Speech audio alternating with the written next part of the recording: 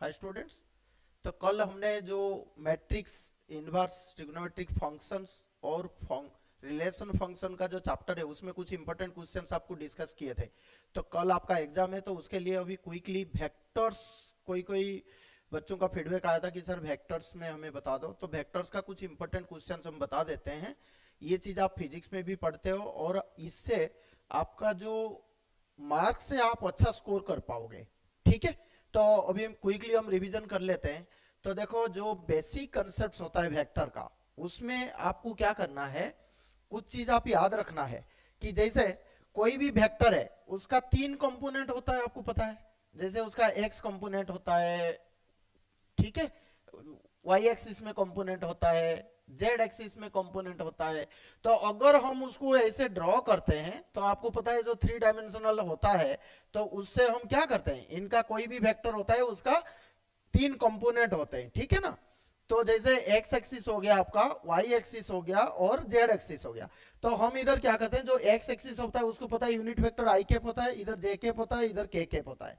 ठीक है, तो कोई भी अगर एक पॉइंट में लेता हूं तो इसका जो कोऑर्डिनेट्स होते हैं, ये आपको ऑलरेडी पता है, इसका जो कोऑर्डिनेट्स होते हैं, तो ये वाला जो होता है ये एक्स होता है, ये आपका वाई होता है और ये आपका जेड कंपोनेंट होता है। ठीक है, मतलब तो इसमें अगर मैं वेक्टर लिखता हूं तो दिस, ये अगर ओपी होता है इज ए वेक्टर, तो अगर हम इसको ड्रॉ करना चाहते हैं तो इसमें क्या होता है, हम तीन चीज के बारे में बात करते हैं। एक होता है आपका डायरेक्शन एंगल्स होते हैं, ठीक है, डायरेक्शन एंगल्स होते हैं। और दूसरा क्या होता है आपका, डायरेक्शन एंगल्स हो गए, और एक हो गया डायरेक्शन कोसाइंस, डायरेक्शन कोसाइंस। और एक क्या होता है, डायरेक्शन रेशियोज, डायरेक्शन रेशियोज। तो इनके बारे में थोड़ा आपको आइडिया होना चाहिए। तो डायरेक्शन एंगल्स क्या होते हैं, डायरेक्शन एंगल होते हैं ये एक्स एक्सिस के साथ अल्फा करता है, जैसे वाई एक्सिस के साथ ये बीटा एंगल करता है, और जो आपका जेड एक्सिस है उसके साथ सपोज ये गामा एंगल करता है। तो this is the standard notation we will consider throughout this chapter. तो ये alpha beta gamma are known as your direction angles, are known as your direction angles. Similarly, what is direction cosine? Now cosine of these angles, so suppose I write here cos alpha, cos beta and cos gamma, so these are known as your direction cosines, right? These are known as your direction cosines. Similarly आप देखो direction ratio हम किसको बोलेंगे ना, direction ratio हमारा होता है, जैसे हम ए बी सी करके मानते हैं, तो ए बी सी जो डायरेक्शन रेशियो हमारा होता है, सो ये cos alpha, cos beta, cos gamma इसी टाइप के होते हैं, तो इसको हम ए बी सी करके लिया जाता है। ठीक है, तो ये आपका होता है, जैसे ए लिखूं तो ये एल आर होगा, जैसे बी लिखूं तो ये एम आर होगा, और इधर एल क्या है, ये जैसे होता है एल कॉस अल्फा, एम हो गया आपका, ये आपका एन हो गया। ठीक है, तो जो डायरेक्शन कोसाइंस होते हैं उनको हम एलएमएन बोलते हैं। तो इस हिसाब से डायरेक्शन रेशियोज भी हमारे मिल जाएंगे।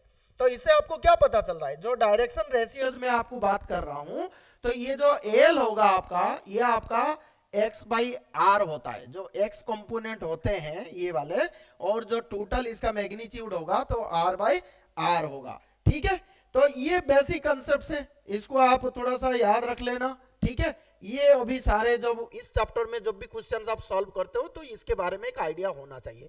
दूसरा आपको क्या है कि दूसरा आपको होता है कि अगर कोई भी वेक्टर्स दिया हुआ है तो उसका जो मैग्नीट्यूड और जो डायरेक्शन होता है ये आपको काफी क्लैरिटी होना चाहिए।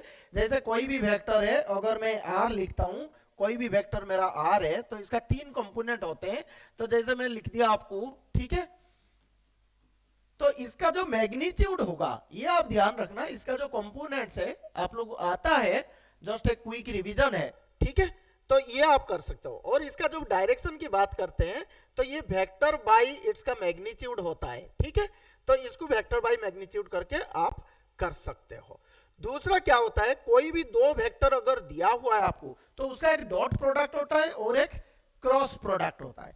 तो डॉट प्रोडक्ट बेसिकली क्या होता है ना, अगर हम दो वेक्टर का डॉट प्रोडक्ट करते हैं तो ये इसका जो कंपोनेंट होगा और इसका जो कंपोनेंट होगा उनको आप मल्टीप्लाई करके ऐड कर देना, और ये जो चीज होता है ये आपका एक स्केलर क्वांटिटी होता है। सिमिलरली अगर आप इसको क्रॉस प्रोडक्ट करना चाहते हो तो क्रॉस प्रोडक्ट में आपका क्या होता है कि ये एक वेक्टर होता है। तो इसको इवैल्यूएट करने के लिए हम नॉर्मली क्या करते हैं ना, हम आई जे के लिख देते हैं और ये जो ए का पहला कंपोनेंट है उसका ऐसे करके लिख देते हैं, ठीक है, ए वाई एक्स ए वाई और ये ए जेड, सिमिलरली बी का लिखते हैं, ठीक है। तो ये आपका हो जाता है। इसको अगर इवैल्यूएट करोगे डिटरमिनेंट को तो ये मैग्नीट्यूड ऑफ दिस वेक्टर दे देगा, ठीक है। तो इसमें आपको एक चीज ध्यान रखना, ये जो ए क्रॉस बी होता है अगर इसका मैग्नीट्यूड हम एंगल दिया हुआ है तो हम इसको A B sine theta N cap लिख सकते हैं। मतलब जो इसका मैग्नीट्यूड होगा वो ए बी साइन थीटा होगा और जो डायरेक्शन होगा एन कैप। और नॉर्मली ये डायरेक्शन क्या होता है ना, डायरेक्शन होता है आपका perpendicular to the plane containing both the vectors. मतलब जैसे ए वेक्टर और बी वेक्टर है, इनका जो आपका जो डायरेक्शन जिस प्लेन में होगा उस प्लेन को परपेंडिकुलर होगा तो उसको हम एन कैप बोलते हैं, ठीक है।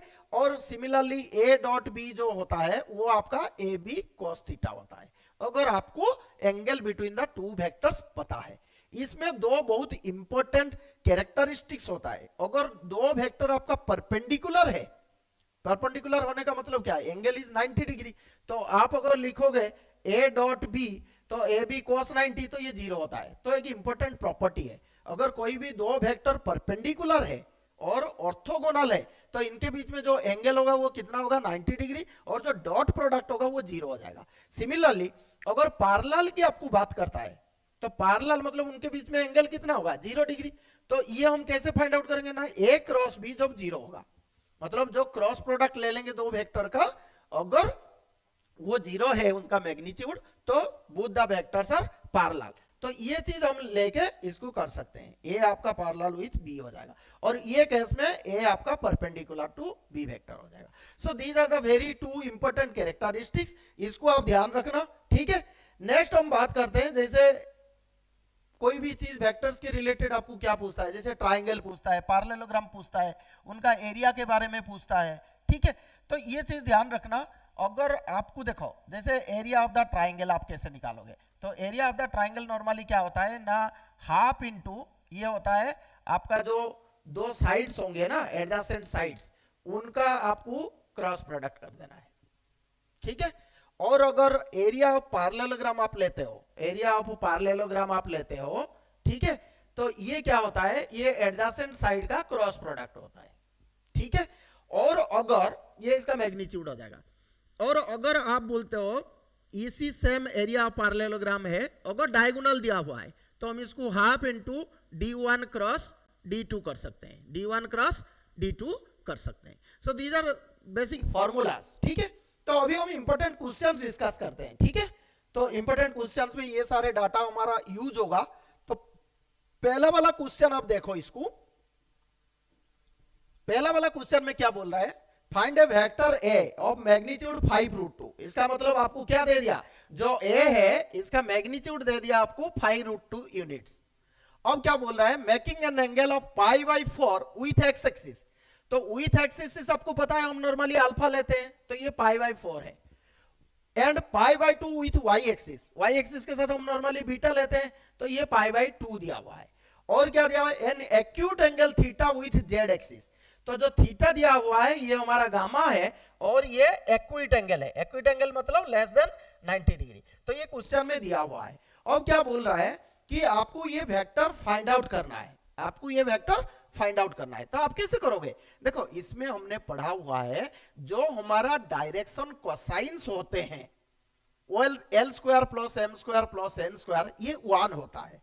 क्लियर हुआ आपको ये चीज, तो ये कंसेप्ट अभी हम इधर यूज करेंगे। तो we already know that l² plus m² plus n² is equal to 1।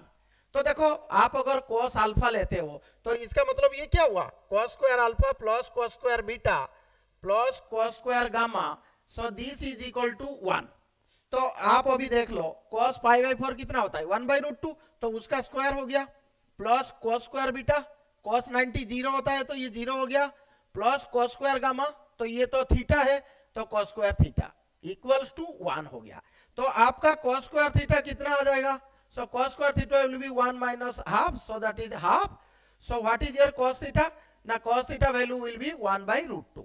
ठीक है, तो ये आपको पता है प्लस माइनस आ सकता है, तो इसमें अगर हम लिखते हैं तो इधर आपका जो थीटा का वैल्यू है वो आपका 1/√2 है, तो मतलब π/4 हो सकता है या फिर 3π/4 भी हो सकता है माइनस में।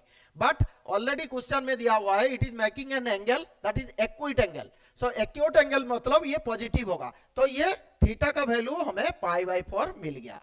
समझ में आ गया आपको ये चीज? तो ये बहुत इजी है, बट आप इसको अच्छी तरह समझ के करोगे। ठीक है, नेक्स्ट क्या बोलता है कि वेक्टर फाइंड आउट करना है। तो वेक्टर फाइंड आउट आप कैसे करोगे? जो वेक्टर होता है वो क्या होता है बेसिकली, मैंने बताया था unit vector L I cap plus M J cap plus N K cap, तो उसका टर्म्स वही है। तो अगर वेक्टर के बारे में हम बात करते हैं, तो अगर ये वेक्टर आपका आर वेक्टर में मानता हूं इसको, ठीक है, तो ये जो आर वेक्टर मेरा बनेगा ये हमारा क्या होगा, एल आई के प्लस एम जे के प्लस एन के, ये हो गया यूनिट वेक्टर, और इसका मैग्नीट्यूड कितना दिया था 5√2। समझ में आ गया आपको? तो इसको अभी आप कर लो, तो ये कितना हो जाएगा 5√2, और एल आई का मतलब क्या है, एल आपका cos अल्फा, तो 1/√2 हो जाएगा, तो ये आपका हो जाएगा 1/√2 आई कैप प्लस एम cos, ये तो 0 था तो ये 0 हो गया, plus N K cap, N भी π/4, तो 1/√2 के कैप हो गया। अच्छी तरह इसको आप समझना है, ठीक है। तो ये √2 कट हो जाएगा, तो given vector will be 5 I cap plus 5 J cap. समझ में आ गया? तो ये क्वेश्चन ऐसे करके पूछता है। तो वेरी बेसिक कॉन्सेप्ट्स होता है, बट आप इसको अगर अच्छी तरह समझ के करते हो तो आपको दिक्कत नहीं आएंगे। क्वेश्चन पढ़ो, समझो, फिर आपको ये क्लैरिटी आ जाएगा। ठीक है, आपको समझ में आ गया ये चीज? नेक्स्ट क्वेश्चन में हम चलते हैं। तो नेक्स्ट क्वेश्चन हमारा क्या है, second question, find a vector R equally inclined to the 3 axes and whose magnitude is 3√3 units. तो इसका मतलब आपको मैग्नीट्यूड दे दिया, तो अगर आपको इसमें मैग्नीट्यूड दे दिया कितना 3√3, तो हम क्या करेंगे, हमने इसमें जो डायरेक्शन ऑफ कोसाइन है उस फॉर्मूला से हम पहले फाइंड आउट कर लेंगे कि ये कितना हो सकता है। ठीक है, तो अभी हम देखते हैं क्या हो सकता है। तो ये वाला पहले देख लो, इसका जो मैग्नीट्यूड दिया हुआ है जो आर वेक्टर है ये 3√3 है, और क्या बोल रहा है, जो ये एल है ना ये एम के बराबर है और एन के बराबर है, क्योंकि इक्वली इंक्लाइंड है, तो cos alpha cos beta cos gamma सारे सेम होंगे। तो L = M = N हो गया, तो इसका वैल्यू को सपोज हमने x ले लिया। क्लियर हो गया ये चीज? तो अब अगर देखो आप, अगर इसका हमें ऑलरेडी पता है L² + M² + N² = 1, तो अगर मैं ये चीज करता हूं तो मेरा क्या हो जाएगा, x² 3x² विल बी 1, तो मैं अगर x का वैल्यू फाइंड आउट करता हूं तो 1/√3 हो जाएगा। समझ में आया आपको? 1/√3 हो जाएगा। ठीक है, और ये स्क्वायर रूट करते हैं तो प्लस माइनस है, तो हमारा नॉर्मली हम प्लस वैल्यू लेके इसको कर सकते हैं। ठीक है, ये हो गया आपका जो वेक्टर का ये डायरेक्शन कोसाइन का वैल्यू है, cos alpha cos beta cos gamma ऐसे करके। तो बाकी आपको पता है जो वेक्टर होता है वो क्या होता है बेसिकली, तो एल आई के प्लस एम जे के ऐसे करके हम निकलते हैं, ये इसका यूनिट वेक्टर होता है, और मैग्नीट्यूड ऑलरेडी दिया हुआ है तो हमें वेक्टर निकालना है। ठीक है, तो same like your question number 1, तो इधर ये जो वेक्टर होगा हमारा क्या होगा ना, इसका यूनिट वेक्टर दिया हुआ है, तो इसको हम 3√3 करके इसका जो वेक्टर है उसको हम लिख देंगे। सो दिस इज एल आई के प्लस एम जे के प्लस जेड के cap, that is an K cap, right. तो ये हो गया, तो इसका आपका ये कितना आ जाएगा 3√3 दिया हुआ है, सो दिस इज 3√3, और ये आपका कितना हो जाएगा 1/√3 आई कैप प्लस 1/√3 जे कैप प्लस 1/√3 के कैप। समझ में आ गया आपको? तो ये देखो √3 कट हो जाएगा, तो finally what will get 3 I cap plus 3 J cap plus 3 के cap. So this is the required vector जिसके बारे में आपको पूछा है। तो आई थिंक आपको ये चीज समझ में आ गया। ठीक है, वेरी बेसिक कॉन्सेप्ट्स, और आपको इजीली कर सकते हो। ठीक है, नेक्स्ट क्वेश्चन में हम जाते हैं। ठीक है, तो नेक्स्ट क्वेश्चन आपका पूछता है कि ये जो वेक्टर्स होते हैं, ठीक है, दो वेक्टर कोई दिया हुआ है, बोला है कि इनका रेशियो निकालो, projection of vector A on vector B and projection of vector B on vector A. तो ये बहुत मतलब इजी क्वेश्चन है, बट इसको आपको सिर्फ समझना है कि हम इसको कैसे करेंगे। तो जैसे देखो if a is equal to, तो दो वेक्टर दिया हुआ है, ठीक है। अब देखो मुझे इसमें पूछ रहा है कि मुझे projection of vector a on b, तो ये कंसेप्ट आपको पता है, कोई भी वेक्टर है उसका प्रोजेक्शन कैसे होता है। तो ये देखो मैं आपको बता देता हूं। तो जैसे ये सपोज कोई एक वेक्टर है, देखो मैं आपको एक कोऑर्डिनेट सिस्टम हमने कर दिया, ये एक वेक्टर है, तो इसका प्रोजेक्शन मुझे इधर चाहिए सपोज। तो ये अगर a है ना और ये अगर आपका b है, तो मुझे इसका प्रोजेक्शन चाहिए, मतलब ये a cos थीटा होना चाहिए। ये क्या होना चाहिए? a cos थीटा होना चाहिए। और along the direction of b, तो इसको मैं b यूनिट वेक्टर लिख सकता हूं। समझ में आ रहा है आपको? तो इसको हम कर सकते हैं a cos थीटा मैं कैसे निकालूंगा ना, a डॉट b करके, तो a b cos थीटा हो गया, डिवाइड में मैं b कर दूंगा। समझ में आ गया? और ये b यूनिट वेक्टर। तो यूनिट वेक्टर आपको कैसे आते हैं पता है? वेक्टर बाय मैग्नीट्यूड होता है। तो ये चीज करके आप इसको अच्छी तरह कर सकते हो, ठीक है। तो a cos थीटा आपको फाइंड आउट करना है basically. So a dot b by b हो गया, ठीक है। तो अभी देखो इसको अभी हम क्वेश्चंस कैसे करेंगे। तो projection of A vector a, ठीक है, तो प्रोजेक्शन अभी हम निकाल देंगे पहले, ठीक है। तो प्रोजेक्शन निकालने के बाद हम इसको सॉल्व कर देंगे। तो प्रोजेक्शन हमारा क्या आ रहा है, पहला प्रोजेक्शन हम निकाल देते हैं। तो projection of vector a on b, तो क्या होगा? a cos थीटा हो जाएगा। तो a cos थीटा हम कैसे निकालते हैं? First part that is a dot b by b का मैग्नीट्यूड, ठीक है। सिमिलरली जो b का प्रोजेक्शन निकालना है वो कैसे होगा? b cos थीटा होगा। तो इसको हम लिख सकते हैं a dot b by a का मैग्नीट्यूड, ठीक है। तो ये हो गया आपका वैल्यू। तो अभी उसके पहले हमें क्या चाहिए? a डॉट b चाहिए। तो a डॉट b आप निकाल लो। a dot b dot product पता है, जो इसको इसको करके कर सकते हैं। सो 2 इंटू 5 ये 10 हो गया, ये -1 ये -3 तो +3 हो गया, और ये +2 ये -4 तो -8 हो गया। तो ये कितना आ गया? 2 + 3, सो ये 5 हो गया, ठीक है। और a का मैग्नीट्यूड अगर आप निकालोगे तो a का मैग्नीट्यूड कितना आ जाएगा? 2 का स्क्वायर 1 का स्क्वायर 2 का स्क्वायर, तो ये हो गया 4 4 8 1 9 9, मतलब ये 3 आ गया। सिमिलरली b का मैग्नीट्यूड कैसे निकालोगे? b का देखो 5 3 4, तो ये 25 ये 16, ठीक है। तो 41 ये 9 50, तो 50 आ जाएगा। 50 का स्क्वायर रूट, 50 का स्क्वायर रूट कितना होगा? 25, तो दैट इज 5√2, दैट इज 5√2, ठीक है। तो ये वैल्यू पुट करके आप इसका रेशियो निकाल सकते हो। तो इसका रेशियो अभी हम निकालना चाह रहे हैं, तो देखो कैसे निकलेगा रेशियो। तो ये रेशियो अभी आप निकाल लो। तो आपको क्या मिला अभी? a डॉट b करके, a dot b by b, तो that is a dot b और 5 बाई b का मैग्नीट्यूड कितना मिला था? 5/√2, ठीक है। फिर डिवाइड बाई करना है प्रोजेक्शन ऑफ b, ये वाला चीज। तो a डॉट b कितना है? 5 है, और a का मैग्नीट्यूड कितना है? 3 है, तो ये डिवाइड बाई 5/3। समझ में आ गया आपको? तो इस तरह आप इसको कर सकते हो। तो ये आपका 5 ये कट हो जाता है, तो 1/√2, और ये आपका आ जाएगा 3/5, ठीक है। ये ऊपर चला जाएगा ना, 3/5 हो जाएगा। सो ये आपका आ जाएगा 3/5√2, 3/5√2। तो ये पहला क्वेश्चन 25 वाला, ये आप इजीली कर सकते हो। नेक्स्ट क्वेश्चन में आ जाओ। The area of the parallelogram whose diagonals are given. तो देखो मुझे पैरेललोग्राम दिया हुआ है, डायगोनल्स दिया हुआ है, मुझे इसका एरिया निकालना है। तो ये तो डायरेक्ट फॉर्मूला अभी मैंने आपको बताया था। तो डायरेक्ट फॉर्मूला क्या होता है? Half d1 cross d2। तो ये जो क्रॉस प्रोडक्ट को हम इवैल्यूएट करते हैं, ये कैसे करते हैं? मैंने आपको बताया था, आई जे के लिख देना, ठीक है। तो एरिया ऑफ द पैरेललोग्राम क्या होता है? Half into magnitude of d1 cross d2, ठीक है। तो आपको इधर दिया हुआ है d1 कितना दिया हुआ है? 2i कैप, तो इसको मैं लिखूंगा 2 0 0। सिमिलरली ये -3 कैप, तो लिखूंगा 0 0 -3। तो ये आप इसको इवैल्यूएट कर लो। तो इवैल्यूएट करने से कितना आ जाएगा? देखो आई अगर आप लेते हो तो ये तो सारे 0 हो गया, जे को करोगे तो सिर्फ बचेगा। तो जे अगर मैं लेते हैं -j इंटू ये कितना हो जाएगा आपका? ये अगर करते हो तो -6 -0 तो -6। बाकी k का लोगे तो देखो खुद देखो ये सारे 0 हो रहा है। सो सिर्फ यही वाला कंपोनेंट बच रहा है। सो -6j। तो अगर मुझे कोई पूछे व्हाट इज द एरिया, तो क्या होता है? इसको d1 क्रॉस d2 मिल गया मुझे, इसका मैग्नीट्यूड क्या होगा? स्क्वायर करके स्क्वायर रूट, तो 6 आ जाएगा। तो what will be the area of the parallelogram, कितना हो जाएगा, half into d1 cross d2 मेरा कितना आया 6 आया, तो ये 3, सो मैं इसको लिख सकता हूं 3 स्क्वायर यूनिट्स, 3 स्क्वायर यूनिट्स। ठीक है, तो आपको टेक्निक देखो, उसने 2 आई कैप दिया है, देखो जे के तो नहीं दिया, तो नहीं दिया तो हमें क्या हुआ, हम 0 ले लेंगे ना, बट अगर आप ऐसे करके आओगे तो गलत हो जाएगा।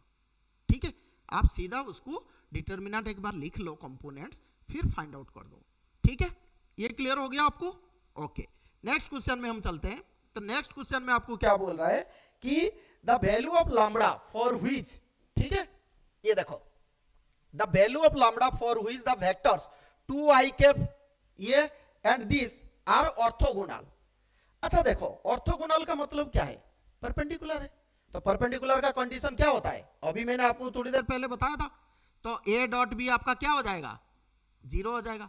ऑर्थोगोनल का मतलब क्या है, एंगल उनके बीच में कितना है 90 डिग्री है, तो a डॉट बी आपका 0 हो जाएगा। समझ में आ गया? तो ये चीज अभी आप सॉल्व कर लो। ठीक है, तो ये आपका कितना आ जाएगा, देखो a डॉट बी तो 2 1 2, ठीक है, और ये माइनस लैम्बडा ये प्लस 2, तो -2 लैम्बडा, और ये +1 ये -1, सो दिस शुड बी 0। तो आपका ये कितना हो गया 2 1 हो जाएगा, तो 1 इस तरफ चला जाएगा, तो 1 इज इक्वल टू 2 लैम्बडा, तो लैम्बडा का वैल्यू आपका कितना हो जाएगा, हाफ हो जाएगा, लैम्बडा का वैल्यू कितना हो जाएगा, हाफ हो जाएगा। तो ये बहुत इजी क्वेश्चन है, फिजिक्स में भी ऐसे आपने बहुत बार ये सारे क्वेश्चन करते हो, तो इस टाइप का आप इसको कर सकते हो। ठीक है, नेक्स्ट आ जाओ नेक्स्ट क्वेश्चन में। तो नेक्स्ट क्वेश्चन आपको क्या बोलता है, देखो find the magnitude of each of the 2 vectors a and b having the same magnitude such that the angle between them is 60 degree. देखो एंगल बिटवीन दे दिया, तो थीटा आपको दे दिया, and their scalar product is 9/2। Scalar product मतलब क्या है, a डॉट बी। ठीक है, अब मुझे क्या करना है, ये दोनों वेक्टर का मैग्नीट्यूड निकालना है, ईच ऑफ द 2 वेक्टर्स। तो ये इक्वल वेक्टर है, तो मैं इसको लिख सकता हूं जो a है वो b के बराबर है, तो इसको मैं x ले लेता हूं, तो a डॉट बी मेरा क्या होगा। ठीक है, तो a डॉट बी क्या होता है, ए बी कोस थीटा होता है, तो मैं सीधा लिख दूं। सो इधर देख लो आप कैसे करोगे इसको, तो सिंपल वे में इसको कर लो, तो आपका हो जाएगा a डॉट बी, ठीक है, ये दिया हुआ है आपको 9/2, तो दोनों वेक्टर सेम है, तो इसको मैं a ले सकता हूं, तो a डॉट a कितना हो जाएगा, a स्क्वायर हो जाएगा, और ये a/2 के बराबर, तो a डॉट a का क्या होगा, मैग्नीट्यूड और cos थीटा, तो cos थीटा कितना होगा 60 डिग्री होगा, थीटा कितना होगा 60 डिग्री होगा, तो हम इसको लिख सकते हैं, तो ये 60 डिग्री होगा, तो इसको हम क्या कर सकते हैं, तो a स्क्वायर cos 60 का वैल्यू कितना होता है, हाफ होता है, सो दिस इज 9/2, दिस इज 9/2। ठीक है, तो इंप्लाइज दैट ये आपको कितना मिल जाएगा, so this will come as आपका 9/2 हो गया, तो ये आपका वैल्यू हो जाएगा, देखो 2 a square will be equal to, ये 2 इधर चला गया, तो दिस इज 9, सो a का वैल्यू आपका कितना हो जाएगा +-3। ठीक है, +-3। ठीक है, तो अगर हम लिखते हैं तो a वेक्टर जो मैग्नीट्यूड होगा वो 3 यूनिट्स होगा। क्लियर हो गया ये चीज आपको? तो देखो बहुत बेसिक कंसेप्ट्स होता है, बट अगर आपने समझ गया तो इसको अच्छी तरह कर सकते हो। ठीक है, थैंक यू।